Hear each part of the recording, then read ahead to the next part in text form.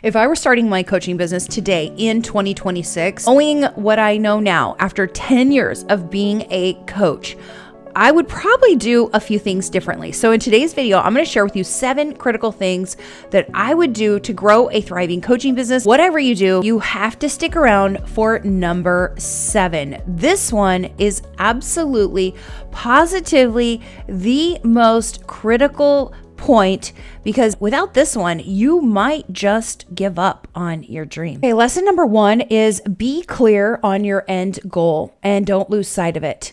So what's your end goal? Ask yourself, why are you starting this business? What is the end game?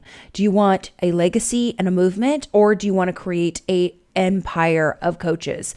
So when I first launched my business in 2015, I felt called to be a coach. I felt called to help people. I felt called to be an entrepreneur, to be a visionary, to be my own boss. One of the most important reasons I wanted to start a coaching business is I wanted to create change.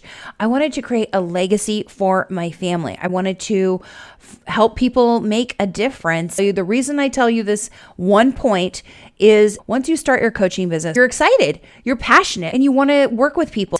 And so you'll start Googling. And now all of a sudden, you are going to find that there is a coaching vortex out there that exists. And that vortex is, going down the rabbit hole of listening to so many people and their opinions and how you need to build your business, how much income you should be making, how many clients you should be having, what courses you should be making. Like, there is so much. I call it the coaching vortex. It is super, super easy to get sucked into it. In fact, I'm working with someone right now and she got sucked in. She started with a clear-ended mind, and very quickly, it's only been a month, and she's already lost sight of her end goal because of social media, because of outside influences. So I'm just here to tell you, put it on a whiteboard. I have a whiteboard right over here.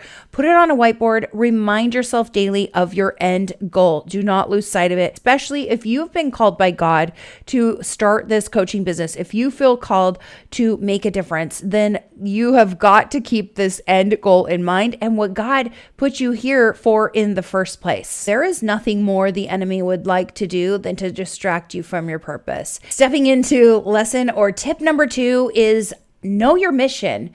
So your mission is different than your end goal. Your mission is, know what you are called to do. Who are you here to help, and what impact are you here to make? It is like your filter. It helps you when you start going down the rabbit hole. It helps you when you start getting distracted because you're like, wait, is this going to help me accomplish my mission? And take it from someone who knows, who's been distracted by flattery, by people wanting to collaborate. I've had people offer to collaborate. I've had people sponsor events. I have had things that have distracted me away from my mission. So this is how I know to tell you, because learn from my mistakes.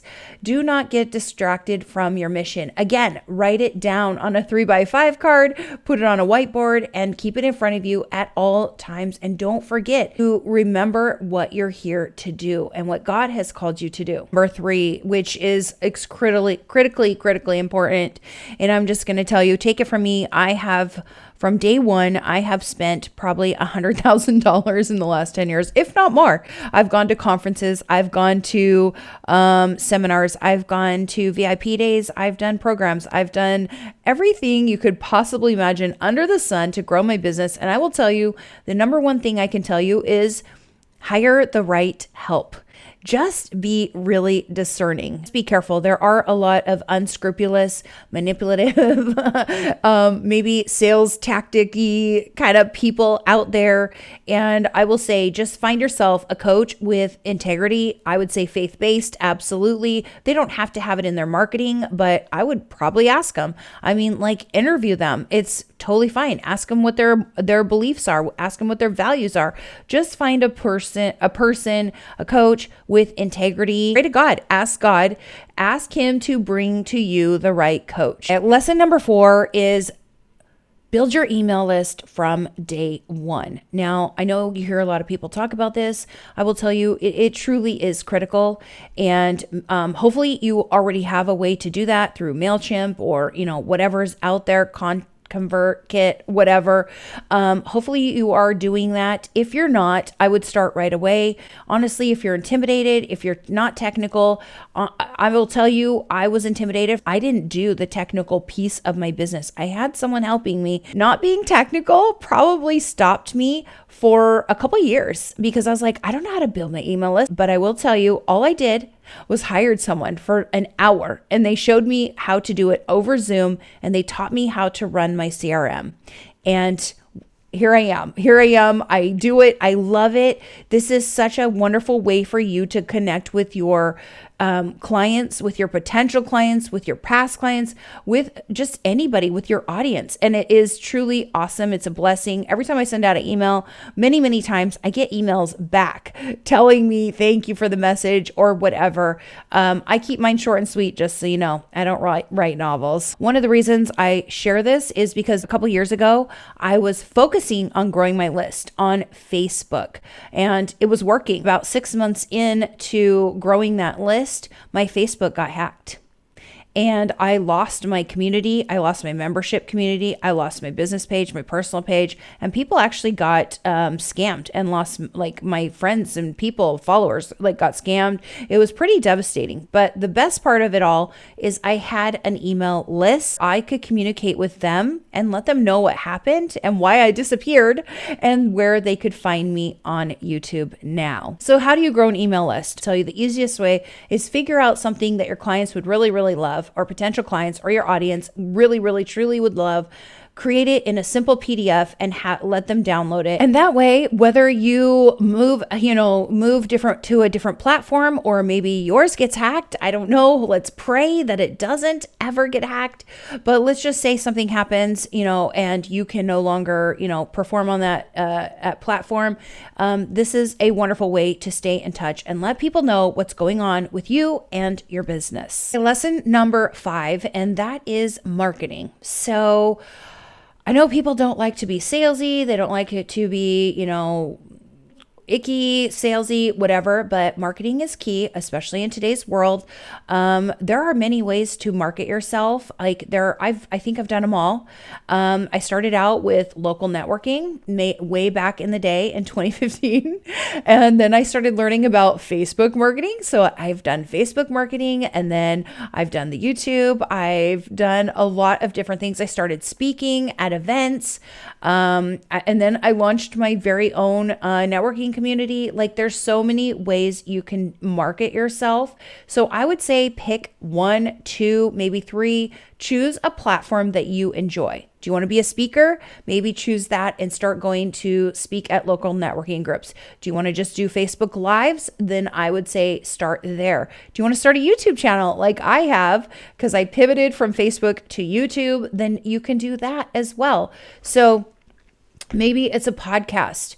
There are so many ways and platforms you can market yourself. Make sure you enjoy it. Honestly, if you are terrified of public speaking, I probably wouldn't go the public speaking route. If you don't like being on camera, maybe go the podcast route, right? So there's different ways. I loved Facebook back in the day when I was growing it on Facebook. I used to get really good results. So it was actually fun. When you're getting awesome results, it's fun, right? I like speaking. I do a lot of speaking in front of groups and stuff like that. So teaching workshops and things like that. So I love doing stuff like that. I host events, a lot of events. I love doing that. So find something you enjoy and do that. That way you don't get burnt out. You don't get, stressful, bitterness, any resentment, anything like that. You're actually going to enjoy it. Okay, don't forget to stay for number 7. It's the most critical one of all, I'm telling you. But lesson number 6, tip number 6 is I'm trying to think. I don't want to say. Wisdom is your authority. Wisdom is your authentic, unique selling proposition. What are your USP? There's ChatGPT now, right? You can chat anything and you could learn how to build a rocket on ChatGPT if you wanted to. And you could learn how you could type in, how do I start, launch, and grow a coaching business? It will tell you. The one thing ChatGPT does not have that you have that will help set you apart is your wisdom. It's your story. It's your experience. It's your knowledge. People aren't looking for information anymore. They're looking for wisdom, knowledge, perspective, experience. Your wisdom is what's going to set you apart, and ChatGPT cannot compete with that. Information is abundant, but the one thing people are searching for right now is truth and wisdom. And if you're a faith-based coach who is called to coaching, who is called to help people, who is called to make a difference, that is what's going to set you apart. Well, we've hit number 7. If you're still here, you are truly amazing. I am super excited for you. I really feel like you are passionate, and this is the absolute most important one of all. Because take it from me, after 10 years of doing this, I will tell you, number 7 is give yourself some grace. You're putting yourself out there. You are making yourself vulnerable. You might be putting yourself on camera. You might be, whatever, talking to groups of people. You're putting your story out there. And that's not easy. That's not easy. People might say it's easy. Do you know how many people said doing YouTube is easy? Do you know that's a lie? It's not true. I mean, it is, but it isn't. I don't know. I'll make a video one day if I need to explain, but they say, oh, it's easy. Just turn on your phone. Okay. It's not that easy as turning on your phone. I'm just going to tell you right now, but whatever. But you're going to second guess yourself, right? You might feel like a phony, a fake, a fraud. At times you might feel unequipped to do what you're doing. You have got to be kind to yourself, be loving to yourself.